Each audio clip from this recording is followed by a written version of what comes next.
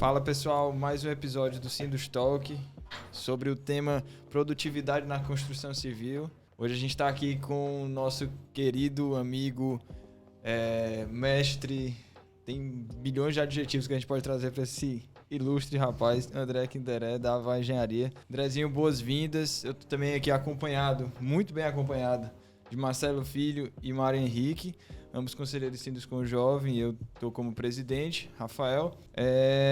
André, queria que você se apresentasse, depois a gente vai, o Marcelinho e o Mário, dar uma breve introdução deles também, eu acho que é interessante.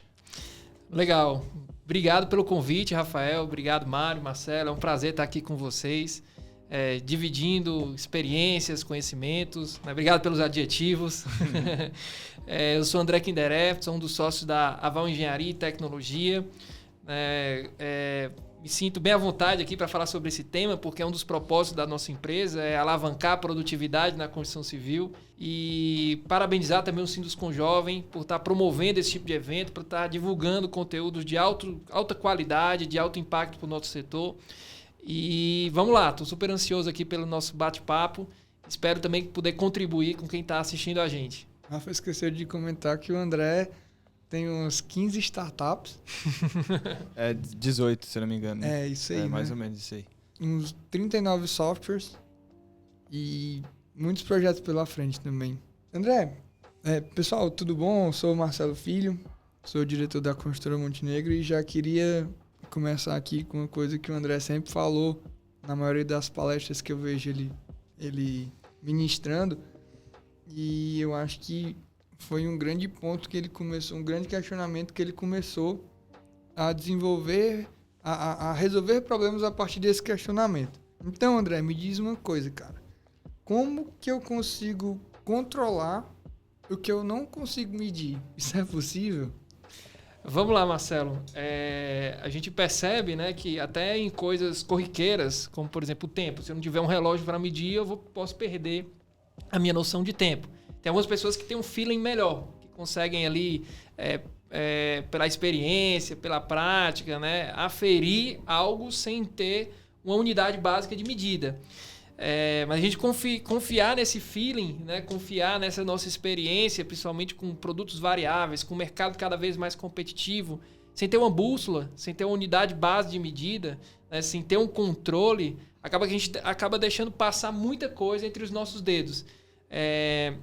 Recentemente eu dei uma palestra lá no Sinduscom, onde eu mostrei que até 58% do tempo de uma obra é não produtivo. Então, tem muita coisa na construção civil que, pelo fato da gente não conseguir medir, que passa batido no nosso dia a dia das nossas obras. Então, eu vejo que um grande desafio para todo mundo que está nessa indústria é conseguir chegar num sistema mais autônomo de medição, um sistema mais simplificado de controle.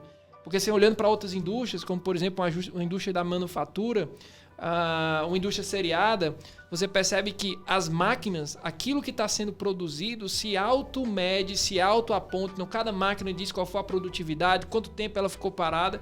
Na construção civil, não. A gente tem que ter o nosso pessoal fazendo apontamento, a gente tem que ter nosso pessoal gerenciando, correndo atrás do que está acontecendo dentro das nossas obras. E acaba que isso faz com que essa escassez de informação prejudique muito o nosso dia a dia e faz com que a gente pare de visualizar, deixe de visualizar uma série de desperdícios que existem dentro da nossa indústria. Então, assim, a resposta é: você não consegue controlar aquilo que você não consegue medir, e eu vejo que uma das formas para resolver esse problema parte de 3 pilares, né? Primeiro, processos, você ter processos, né? Ferramentas, o segundo pilar, e o terceiro, pessoas. Não adianta você não ter quem vai enxergar o desperdício, quem vai perceber o que agrega valor, o que não agrega valor dentro da tua obra, são as pessoas. Se essas pessoas não tiverem noção do tamanho do desperdício, do que a gente quer medir, não adianta você ter a melhor ferramenta, não adianta você ter o melhor processo. Então vejo que esse tripé é que faz com que a gente consiga resolver esse problema que você colocou aqui na mesa. André, vou me apresentar rapidinho aqui. Eu sou o Mário, da Correta Engenharia, sou um dos diretores lá. E a gente toca a conversa para tentar deixar o mais prático possível para uma pessoa que está começando agora. Um jovem construtor, né, que é o foco da gente aqui no Sindustalk. Então, para tentar fazer isso, o que é que tu pode dizer para que essa pessoa que ela já sabe quais são os 3 pilares, né? Que ela pode construir essa base para começar a trabalhar com isso, mas o que é que ela tem que atacar? O que é que ela tem que fazer agora? Já contratar uma consultoria, contratar o André Kinderé para ir na obra dela? Ou não, ela vai tentar fazer alguma coisa na empresa, organizar? O que é que ela tem que fazer? O que é que tu imagina? Tá, vamos lá. O ideal seria contratar a gente, né? Mas vamos partir do seguinte pressuposto. A gente está falando aqui do empreendedor que acabou de sair da faculdade, né? Que ainda está ali com recursos escassos, está querendo rodar ali o primeiro empreendimento dele. Então, o que eu vejo? O primeiro ponto é ele atacar bem o escopo. Ele definir. Eu não vou entrar na questão do mercado, da escolha do produto, eu vou definir que ele já, a partir do pressuposto que isso ele já superou. Que agora ele vai para a operação.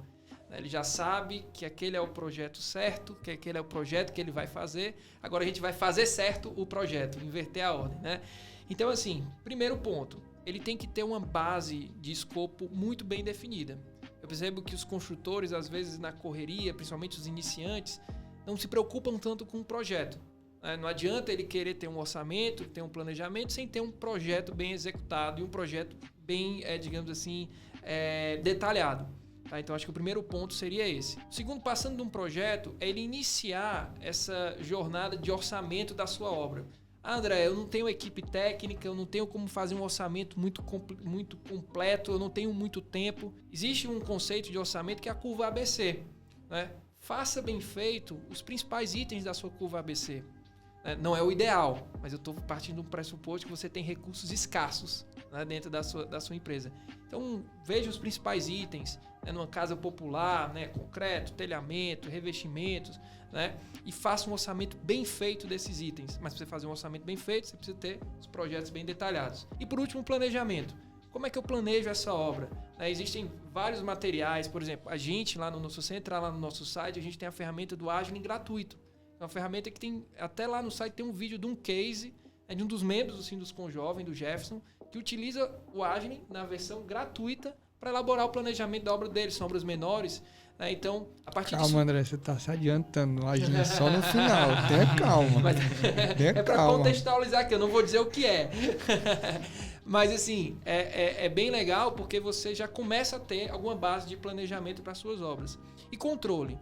Aí eu vejo que muitas vezes é aí que o bicho pega. Por quê? Porque muitas vezes esse empreendedor novo, esse novo construtor, ele não tem a noção, como é que eu posso falar para vocês, de até onde ir nesse controle. E muitas vezes a coleira fica mais cara do que o cachorro. Ou seja, ele passa a ter tanto trabalho, ele quer ver tanta coisa, tantos indicadores, né, que acaba ele não conseguindo enxergar nada e que a carga operacional para rodar aquele controle é maior do que os benefícios que ele vem a ter. Então é você escolher quais são as atividades chaves, quais são os indicadores chaves. Não comece com 10, com 20, comece com 3 indicadores ali. Não vá fazer medição todo dia da sua obra, faça uma vez por semana, para que você comece a entender onde é que aperta mais o seu calo. Então eu vou sempre nessa. Você faz um MVP, como a gente fala em startup, né? Começa pequeno, começa com os principais itens e a partir daí você vai evoluindo nessa jornada. E à medida que você vai tendo esses diferenciais, você vai se estruturando, aumentando a sua equipe, contrata a gente e aí você começa numa jornada mais profissional até, né? Mais detalhada do planejamento e controle das suas obras. É assim que eu vejo para que você comece a dar os primeiros passos nessa questão de planejamento e controle de produção. Então, quem está começando agora não está sozinho, né? Ele tem vários caminhos para poder iniciar, mesmo pequeno, claro, dando o passo do tamanho da perna dele, para um dia ele se tornar um grande construtor e tá com essa sumidade dentro da obra dele, ajudando ele no dia a dia e até trabalhando em projetos juntos, né? Que eu acho que é a principal alma do negócio e eu acho que todos os projetos do André, eles vieram de necessidades de clientes. Uma vez você comentou, eu queria só que você pudesse comentar de novo e explicar melhor, porque eu achei muito legal uma vez você falou que às vezes o construtor incorporador, ele olha para um lado enquanto ele deveria olhar para o outro. Perfeito. Enquanto ele olha que a solução dos problemas dele... Aumentar o volume, né? Dobrar. Aí já tá respondendo, eu nem perguntei tal um negócio desse. Não tô brincando. Mas às vezes a gente acha que, eu como incorporador e construtor, acho que a solução dos meus problemas para eu aumentar meu lucro é simplesmente aumentar o meu preço de venda. Quando você comentou que era outra coisa. Você pode explicar realmente como que eu realmente posso potencializar o meu lucro além de aumentar o meu preço de venda e o quão mais importante esse outro controle é? Perfeito. Marcelo, a gente percebe que essa questão de você aumentar o seu volume, aumentar o seu preço de venda, muitas vezes isso você está indo para variáveis que não estão 100% na sua mão. Você está indo para um variável de mercado, você tem que analisar a concorrência, né? Às vezes eu estou aqui, eu estou vendendo por 100, vou vender aqui por 120, não é tão simples assim. Né? E a gente esquece que no outro lado da equação, dessa nossa formação de preço, tem os nossos custos. Dentro da construção civil, a gente percebe que existem algumas metodologias, algumas filosofias e algumas ferramentas que permitem que a gente consiga diminuir os nossos custos. E lá nessa nossa oportunidade que a gente estava conversando, eu mostrei até para vocês que se eu mostrei uma figura onde tinha uma obra lá com uns 4 caras fazendo um transporte de argamassa. Inclusive, vou fazer o merchan aqui. Procurem no YouTube. É o primeiro fórum do Sinduscon Ceará, Summit, se eu não me engano. Primeiro Fórum Sinduscon Ceará, exatamente. Foi o nome do evento. Procura no YouTube que vocês vão ver ilustrado o que a gente está conversando aqui. Legal. Uma aula, né? Uma verdadeira aula. Exatamente. André Kinderé e o Enio Areleão. Muito bom, ficou muito bom o conteúdo. Então lá eu mostrei que se a gente, só de transportes e movimentos dentro da nossa obra, muitas vezes isso representa 8% do nosso custo. Só que a gente às vezes nem olha para isso daí. Pela nossa formação de engenharia, muitas vezes a gente é muito treinado para a atividade de transformar um insumo numa parte do produto ou no produto todo. Ou seja, na atividade de concretar, de levantar uma alvenaria, de assentar um revestimento. E a gente não estuda tanto sobre logística, sobre tempos e movimentos.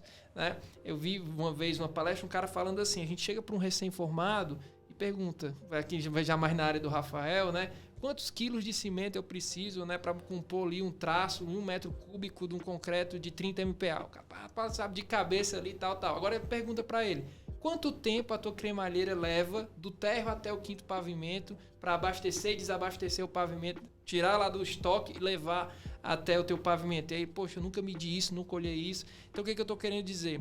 A logística dentro da nossa construção civil é super representativa e a gente muitas vezes não planeja isso daí. Então, você conseguir reduzir o seu custo de produção em 10% dentro desse cenário que a gente está hoje, utilizando isso que eu estou mostrando aqui para vocês, ajustando pessoas, processos e ferramentas e tecnologias, a gente consegue reduzir esse nosso custo de produção e aumentar o nosso lucro, aumentar o nosso ganho. Não só, muitas vezes a gente é levado por vou aumentar meu preço de venda para aumentar nosso lucro, mas tem essa outra variável. E eu vejo que outro estudo interessante, tem um instituto americano que é o Construction Industry Institute. E nesse instituto, que fica dentro de uma faculdade, mas é um Inovacom de lá, eles falam que 58% do tempo de uma obra é preenchido com desperdícios. Isso é um estudo americano, onde você tem pré-fabricação, onde você tem outra metodologia construtiva. Imagina aqui. E muitas vezes as pessoas olham para isso e falam, cara, poxa, eu estou numa indústria que tem 58% do seu tempo gasto com desperdício. Olha a metade cheia do copo. Né? Grande espaço que a gente tem para melhorar o dia a dia das nossas obras, para ter ganhos em relação a isso daí e se diferenciar da nossa concorrência. Vai para a indústria automobilística, onde cada detalhe do detalhe, cada segundo ali na linha de montagem faz toda a diferença. Eu comparo, às vezes, você comparar a construção civil com outras indústrias, é mais ou menos você comparar a Fórmula 1 com a maratona. É o compartilhamento de ideias. Eu acho que é o principal motivo da gente estar aqui, é estar compartilhando ideias. Eu acho que as indústrias elas deveriam se comunicar um pouquinho mais. Total. Mas como eu estava falando, na Fórmula 1 é milésimo de segundo, centésimo de segundo, uma maratona é minutos. Vai para a construção civil, é dias. Metros, dias. Então, a gente tem muito que melhorar. E a gente passando as pessoas, vocês do Sinduscon Jovem, os novos engenheiros, né, a gente passando essa mensagem e tentando transformar a nossa indústria, eu acho que os empresários vão passar muito mais a olhar para esse lado da equação que o Marcelo comentou, do que ficar olhando, vou aumentar meu preço que o mercado aguenta, que chega na hora que não dá mais. É legal essa questão da logística, que lá na Beton a gente fez uma ampliação e o principal motivo dessa ampliação foi logística. Foi logística operacional da empresa, só. Não teve outro motivo além disso. Ganho de tempo, ganho de produtividade. Eu, hoje, eu atendo muito mais clientes, com a estrutura maior, porém, com a mesma quantidade de operadores que eu tinha antigamente. Porque o tempo que eu gasto hoje é muito menor do que o tempo que eu gastava antigamente. Eu acho que na obra não deve ser muito diferente. Eu conversando com meu pai, ele há 20 anos atrás, falando em pallet, que o tijolo não vinha não vinha em pallets, que hoje a gente já compra tijolo palletizado. Não vinha, ele vinha lá no caminhão, tinha que descarregar, e aí ele bolou uma gincana com os operários para ver quem conseguia colocar mais tijolos num pallet sem derrubar e levar de um canto até o outro. Então assim, há 20 anos atrás. E quando é que a gente foi usar pallet de fato? Talvez 5 anos atrás? Quando eu entrei no primeiro estágio, acho que estava começando a vir dessa forma.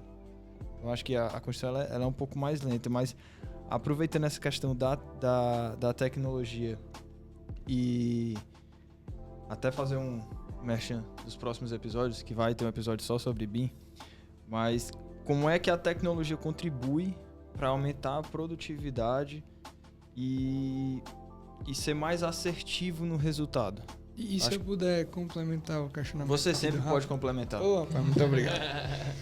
Também queria questionar uma coisa que é muito legal. Queria saber também, velho. André. A intimidade é um negócio intimidade sério. é um negócio sério.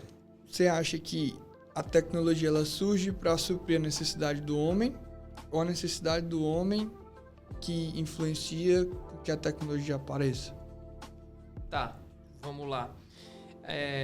Vamos por partes, né? Primeiro eu vou para a pergunta do Rafael, né? Essa questão da tecnologia, tá? Como é que ela pode contribuir para o aumento da produtividade dentro dos canteiros? A gente percebe que a jornada de gestão, ninguém está inventando a roda. A jornada de gestão, ela existe e há 20 anos atrás, a metodologia que a gente está utilizando hoje é a mesma. Só que o que acontece? A metodologia que eu falo de gestão, se você olhar sobre Lean, Last Planner, tudo isso é uma coisa que não foi inventada nos últimos 5 anos. Né? Mas qual é a grande dificuldade? A carga operacional que isso gera. Então você percebe que grandes empresas, grandes salas técnicas, grandes estruturas de controle, né? E com muita disciplina e com muito treinamento, podem ter uma excelência em gestão. E o que a tecnologia faz? Ela transforma, ela torna a escassez num recurso abundante. Então acaba que a tecnologia possibilita que um maior número de empresas, independente do seu porte, consigam ter acesso a ferramentas de gestão e fazer uma gestão de alta performance. Então acho que essa é a principal sacada da tecnologia. Você diminui o número de HH necessários, homem-horas necessários para você fazer uma gestão. Né? Você diminui essa necessidade de tanta disciplina, de tantas rotinas, de tanta munheca para estar ajustando, para estar reprogramando, para estar gerando indicador. E aí você precisa de profissionais com outras habilidades. Habilidades analíticas, habilidade de resolução de problemas, de interpretar indicadores. Aí a coisa também muda um pouco nesse aspecto. Por isso eu falo que você tem que também envolver as pessoas. Aquele trabalho braçal daquele cara que ia lá para o campo, levantava a medição da obra, transcrevia isso para algum canto, gerava os indicadores, dava errado, voltava, tinha uma fórmula de Excel, que ele levava, às vezes, 15 dias para apresentar um relatório, e quando ele apresentava, a obra já estava completamente diferente, acabou. Então, com tecnologia, você consegue encurtar esse tempo entre a coleta da informação e a tomada de decisão. E consegue minimizar essa necessidade de homem-horas para gerar uma gestão de alta performance. Então, vejo que aí é que é onde a tecnologia ajuda a melhorar a nossa produtividade. E isso em relação à produtividade da equipe de gestão. Em relação à produtividade da equipe do dia a dia das obras, a gente volta lá pelaquela nossa primeira pergunta. Como é que eu consigo controlar aquilo que eu não consigo medir? A tecnologia permite que você comece a enxergar coisas que anteriormente você não conseguia enxergar. Dá um exemplo aqui para vocês. Tem muitas empresas que têm uma grande dificuldade em coletar indicadores de produtividade. Tem empresas que falam, nessa obra eu consegui aferir a minha produtividade de revestimento e de pintura. Naquela outra obra eu consegui aferir bem a minha produtividade de alvenaria, porque isso dá muito trabalho. Não é toda empresa que consegue ter lá uma pessoa com amostra representativa para gerar uma produtividade. Vocês terem uma ideia, no nosso sistema, nos últimos 6 meses, a gente já levantou quase 40 mil índices de produtividade, porque você está lá todo dia gerando novos índices de produtividade em mais de 160 canteiros, em quase 200 canteiros. Então é uma coisa que você torna a escassez abundante. E o Marcelo me perguntou sobre o que veio primeiro, o ovo ou a galinha, né? Se é a tecnologia que gera uma necessidade ou a necessidade que geram novas tecnologias, tá? Eu vejo que as tecnologias que têm grande aderência, as tecnologias onde você não precisa mudar o fluxo de trabalho, né? As tecnologias que conseguem, digamos assim, aderir mais rápido nos canteiros de obras, são essas que vêm para suprir uma necessidade. Porque você não está mudando a cultura, você não está mudando o fluxo de trabalho das pessoas. Eu sempre falo que novos projetos geram novas necessidades que para que você consiga resolver, você tem que ter novas ferramentas. Então, quando você enxerga isso e entende que as ferramentas vieram para ajudar no seu dia a dia das obras e não para criar um fluxo a mais, não para inventar, né? Eu sempre falo muito isso. Ó, não adianta você estar com invenção, você está mudando, você está aumentando a carga das pessoas. Se a tecnologia não reduzir trabalho, se ela não otimizar, ela não vai ter aderência. Tecnologia por tecnologia não leva a gente a lugar algum. Então, vejo por aí. O ideal é que você enxergue a necessidade, né? Você enxergue o problema e vá buscar. É o princípio do Lean. Não é a produção empurrada, é a produção puxada. Com base naquilo que eu preciso, daquilo que eu vejo que vai me agregar valor, eu vou lá e puxo a solução. É assim que eu vejo que as coisas funcionam de uma forma mais, não com case pontual, e sim com um sistema bem feito de gestão. André, até pela tua experiência, a Aval, hoje em dia, ela é quantos % comercializadora de software, de tecnologia, e quantos % ela é consultora de processos? Legal. Acaba que, Mário, essa pergunta é bem interessante, né? A gente trabalha numa situação que a gente chama de uma indústria de software como serviço, né? E o que a gente tenta fazer é dar escala para esse nosso serviço. E acaba que, se eu simplesmente entregar a ferramenta... Eu sempre falo para os nossos clientes e para as pessoas que trabalham com a gente que eu não vendo... A Aval não vende uma ferramenta, ela vende um resultado. Vender ferramenta não é o nosso propósito. Nosso propósito é alavancar a produtividade dentro dos canteiros que a gente está atuando. Para que eu chegue a esse resultado, eu tenho um percentual de consultoria embarcado nos nossos sistemas. Você tem um percentual de metodologia. Contanto que hoje a gente tem na Aval não é um setor de suporte, é um setor de sucesso do cliente. Que é um setor onde a gente tem um auxílio consultivo para os nossos clientes para que eu garanta que ele esteja cumprindo, que a gente consiga cumprir com aquilo que a gente prometeu. Então, dentro do software também tem consultoria. É muito difícil dissociar uma coisa da outra.